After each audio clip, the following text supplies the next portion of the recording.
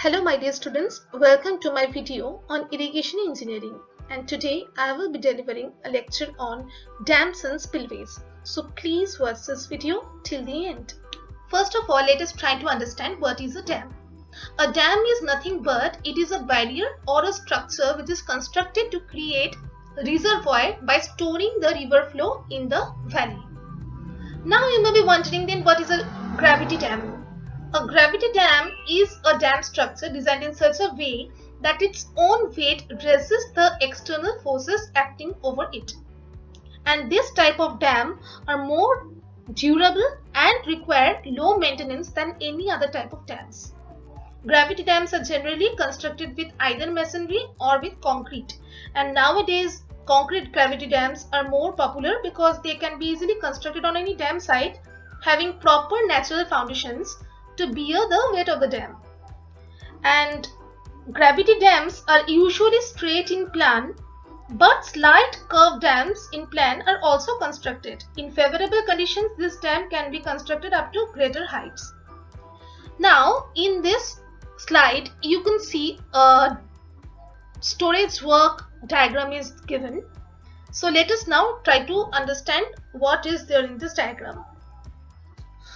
In this diagram, a storage work is there which comprises of a reservoir in the upstream side created by constructing a dam across the river. In the body of the dam, you can see a spillway is constructed which is provided to pass down the flood flow safely to the downstream side.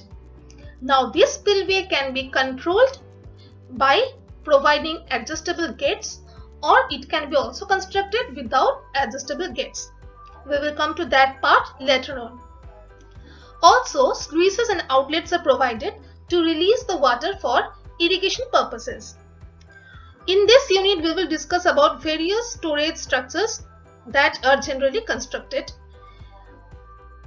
Now, you can clearly see that in the upstream side of the dam, a reservoir or a water body is formed. And this reservoir is constructed to serve for multiple purposes. They are usually used for irrigation purposes, for hydroelectric power generation purposes, for control of destructive floods, for low water regulation for navigation purposes, for recreational purposes also. They can be constructed for development of fisheries also, and they are also used for domestic and industrial water supply. Now let us see what are the forces which are acting on the gravity dam. While designing a dam, usually we have to consider the various forces which acts on a gravity dam. And now let us see what are these different forces. First is the water pressure or the hydrostatic pressure. Second, seismic pressure or earthquake forces. Third is the silt pressure. Fourth, wave pressure. Fifth, ice pressure. And sixth is the sail weight of the dam. In this slide, I have not mentioned one more extra point, which is the seventh point, that is the uplift pressure. This pressure also plays a major part in construction and design of a dam. So, in total, there are 7 pressures which are acting on a gravity dam. And this is very important, my dear students. So please remember all these forces which are acting on a gravity dam. Let's now quickly check out the advantages and disadvantages of gravity dam. Let us first see the advantages of a gravity dam. Just now I have told you earlier that a gravity dam is generally strong, stable and durable, and it requires low maintenance, because they are generally constructed with masonry or concrete and they are having more stronger foundations. Next, they are suitable for moderately wide valleys having steep slopes. They can be constructed up to greater heights. I have told about this to you in the earlier slide. They are suitable for an overflow spillway section, and the maintenance cost is also very low, and they don't fail suddenly. So these are some of the advantages of gravity dam. Now let's quickly check out the disadvantages of a gravity dam. Gravity dams of great height can be constructed only on sound rock foundations. This is very important because gravity dams are always constructed on strong rocky foundations only. Initial cost of construction of a gravity dam is much more costlier than that of a earthen dam. And also the construction time is also very much longer than any other dam construction. And in the construction of a gravity dam, very skilled laborers are required. Last but not the least, subsequent raise is not possible in gravity dam. So these are some of the advantages and disadvantages of gravity dam. Now, my dear students, before proceeding to the further topic, let us first see what is the typical cross section of a gravity dam. As you can see in this figure, there are various parts which are mentioned in the gravity dam. Now, one by one, I will explain to you in detail. From the top, as you can see, is the MWL. MWL is nothing but it is the maximum water level. During rainy season, reservoir attains the maximum water level. The dam and spillway sections are designed to withstand the water pressure at this level. It is also called as the high flood level or maximum water level. Okay. Next you can see is the NWL. It is known as the normal water level. And the difference between the two, that is MWL and NWL, is known as the freeboard. What is freeboard? To prevent the overtopping of a dam during the period of peak flood, sufficient margin is left between the FRL and the top of the dam. Freeboard can be of two parts, that is, it can be a gross freeboard or a net freeboard. Gross freeboard is the difference of the level between the top of the dam and FRL. FRL is the full reservoir level. Net freeboard is the difference of the level between the top of the dam and MWL, that is the maximum water level. Now coming to the bottom of the dam, you can see a part which is mentioned as sluice way. What is a sluice? They are nothing but openings extending from the upstream face to the downstream face of the dam, and they are used to clean the silt from the reservoir. They also supply water also. They release the water to decrease the peak of the flood in a reservoir. Next you can see a term called as spillway. What is a spillway? Spillways are the structures constructed to provide safe release of flood waters from a dam to the downstream area. Spillways are generally classified into different types on the basis of the arrangement of the control structure, a conveyance channel, and a terminal structure. And the function of a spillway is to divert the surplus water from a reservoir after it has been filled to its maximum capacity.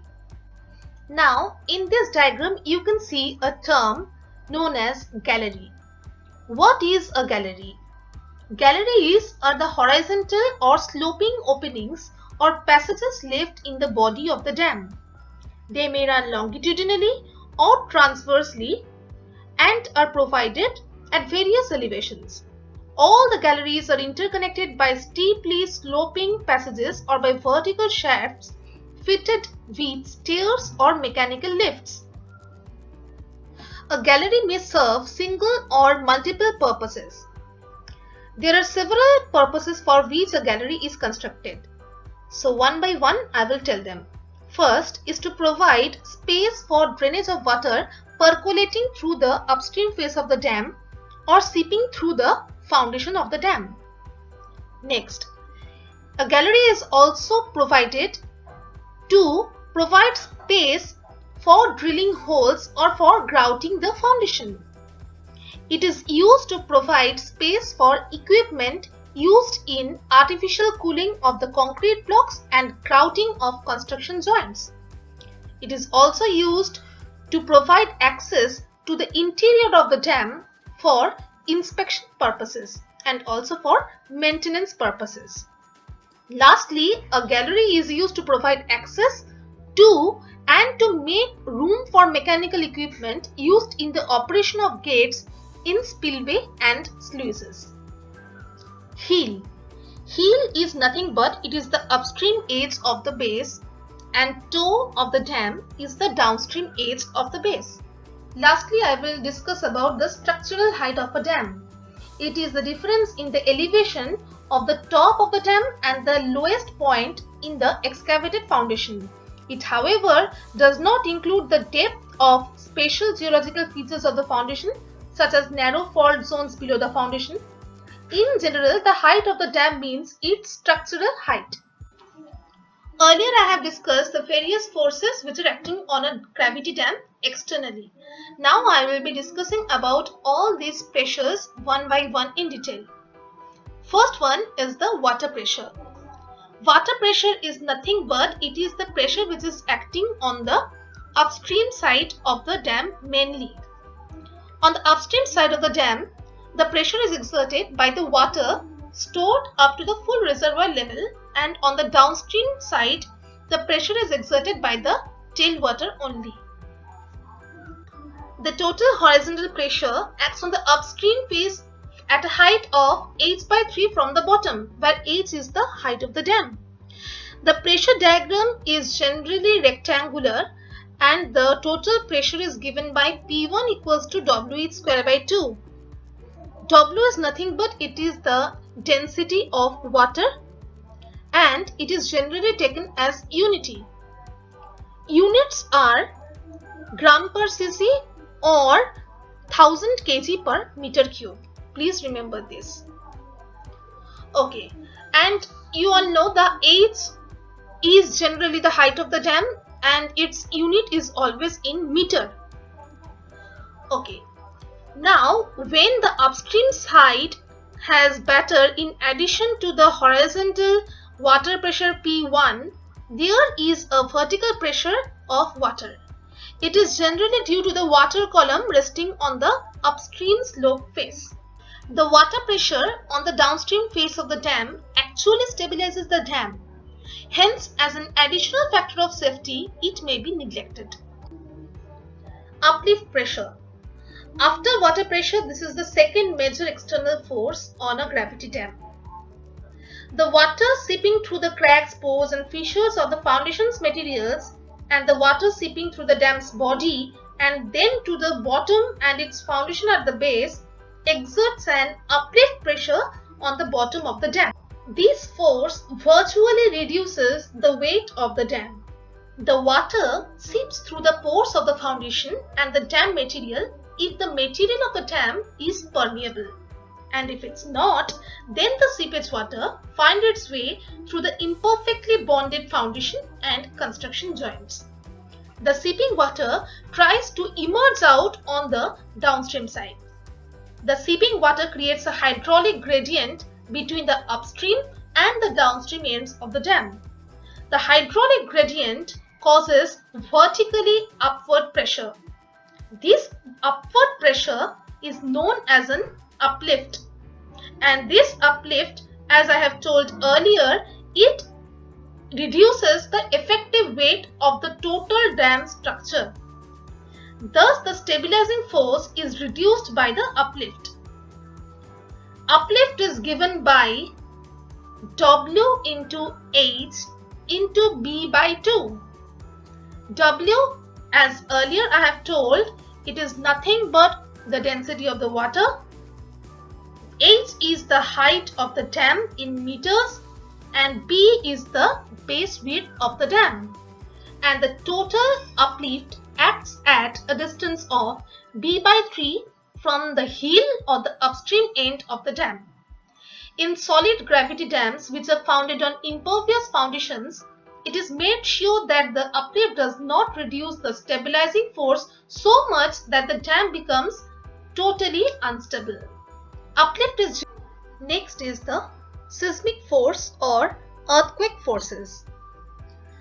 What is an earthquake? Earthquake is nothing but it is a vibration of surface of the earth caused by the disturbance of the tectonic plates beneath the surface of the earth.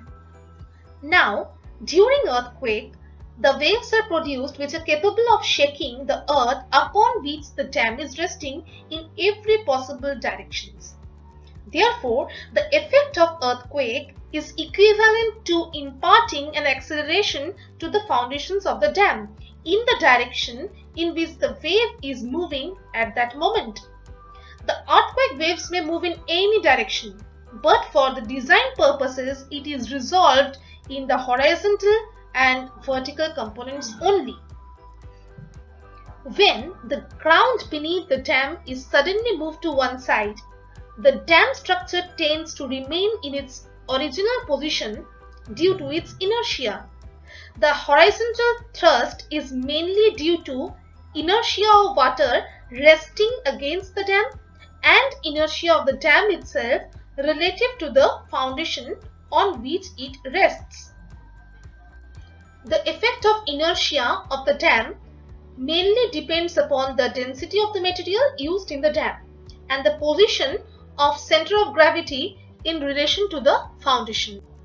On the upstream side, the dynamic increase in water pressure will be caused due to the horizontal acceleration produced by the seismic forces or earthquake forces.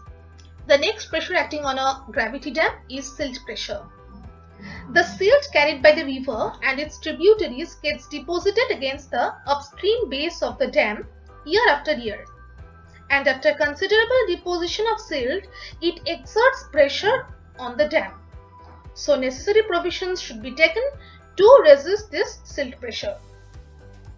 The upstream face of the dam may be completely vertical or partially vertical and partly sloping.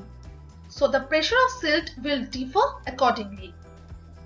As per IS 6512-1972, the silt pressure and water pressure exist together in the submerged silt, and following criteria is recommended for calculation of forces due to silt. Number 1. The horizontal silt and water pressure is taken equivalent to that of a fluid of 1360 kg per meter cube density. And number 2. The vertical silt and water pressure is taken as if silt and water together have a density of 1925 kg per meter cube. Now my dear students, refer to this diagram which is given below this slide. And in this diagram, if h is the height of the silt deposited, then the forces exerted by this silt on the dam in addition to the external water pressure can be calculated by the Rankine's formula. So now let's quickly see what is that formula. P silt or the pressure of silt equals to half multiplied by submerged unit weight of the silt material, that is gamma, multiplied by square of height of the silt deposited, that is h square, multiplied by the coefficient of active earth pressure on the silt, that is Ka, acting at a distance of h by 3 from the base, where h is again the height of the silt deposited. So I hope it's clearly understood by you. Next is wave pressure. Dam structure is also exposed to impact of waves produced on the reservoir surface due to high velocity winds. The magnitude of this wave depends upon the velocity of the wind, depth of the reservoir and the area of the water surface. The formula for calculating the wave pressure is given on the screen, and this formula, which you can see, hv equals to 0.032 root over pv plus 0.763 minus 0.271 into f to the power 1 by 4. This formula is known as the Molitor's formula, and in this hw is known as the height of the wave, v is nothing but the velocity of the wind in kilometer per hour, f is the straight length of the water surface, units of f is kilometer. Now students, please note that this formula is only applicable when f is less than 32 kilometer. Now, when f is greater than 32 km, then the formula of height of wave is given by 0.032 root over Vf. That is the second formula which you can see. I hope this is clear to you. Ice pressure. In extreme cold regions, the upper layers of water in the reservoir freeze to form ice. Also, seepage water gets frozen. When ice is formed, it exerts a pressure on the sides of the contact due to increase in the volume. In our country, India, ice pressure is generally not required to be considered. However, if required, the intensity of ice pressure may be assumed as 25,000 kg per meter square, which is applicable for the contact area between the ice and the face of the dam. Weight of the dam. This is the major resisting force and it is the only force which stabilizes the dam structure. Total weight of the dam is supposed to act through the center of gravity of the dam section in vertically downward direction. Dams are generally constructed with heavy materials of high specific gravity, and for the construction of these dams, the specific weight of concrete and stone masonry should not be less than 2400 kg per meter cube and 2300 kg per meter cube respectively. You all please note down this. On the screen you can see I have drawn a dam structure and I have divided the dam into three parts. So you can see that the cross section is divided into two triangles. One is a smaller triangle and one is the bigger triangle, and in between these triangles is a rectangle. So the self weight of the smaller triangle is W1. The weight of the bigger triangle on the right hand side is W2, and in the middle the rectangle's self weight is W1. The total weight W of the dam acts at the CG of its section. So the total weight is equals to W1 plus W2 plus W3. So I hope this is clear to you all. The last force acting on a gravity dam externally is the wind pressure. A dam structure is generally exposed to high velocity wind blowing over the reservoir. The top exposed portion of the dam is not that much and the wind pressure on the surface area is almost negligible. But still an allowance should be made for the wind pressure at the rate of about 150 kg per meter square for the exposed surface area of the upstream and the downstream faces of the dam. I have tried to explain this topic to you in a very simple and lucid manner. If you have learnt anything from this video, please hit the like button. And also please share this video with your friend. And for more new updates, don't forget to subscribe to our YouTube channel. And don't forget to press the bell notification for instant updates. Thank you for watching this video.